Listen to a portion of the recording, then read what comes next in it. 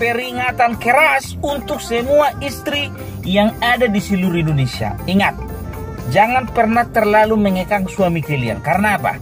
Suami atau laki-laki itu punya sifat semakin dikekang, semakin menantang. Kalian pernah lihat dogi? Makin diikat makin garang dia kan? Tapi kalau dilepas dia, gak akan gimana-mana itu. Begitu juga laki-laki. Nggak ku bilang laki-laki kayak dogi ya. Tapi memang itulah ya, kadang-kadang harus ada tarik ulur. Apalagi kalau mau berangkat kerja, jangan kalian bikin pesan-pesan yang cenderung mengintimidasi. Pak, cepat pulang ya. Kalau udah waktunya pulang, langsung pulang ke rumah. Ngerti kau, Pak?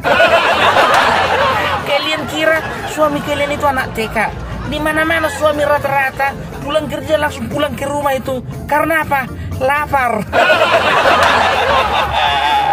Apalagi suami-suami yang nggak dikasih uang jajan sama istrinya. Cepat-cepat itu pulang ke rumah.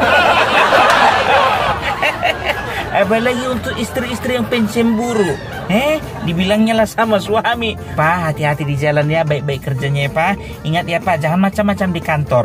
Biar tahu kalian nggak didengar itu. Jujur, nggak didengar. Masuk kiri keluar kiri. Kalau masuk kiri keluar kanan masih ada nyangkut di otak. Ini mental. Serius, nggak didengar itu. Ya mah. Cuma aja ya kan. Nggak usah nunggu di kantor ibu. Begitu keluar gang, mata ini menjelajah ke kiri dan ke kanan. Mencari yang licin-licin. Ya itulah naluri dari seorang laki-laki, naluri petualang.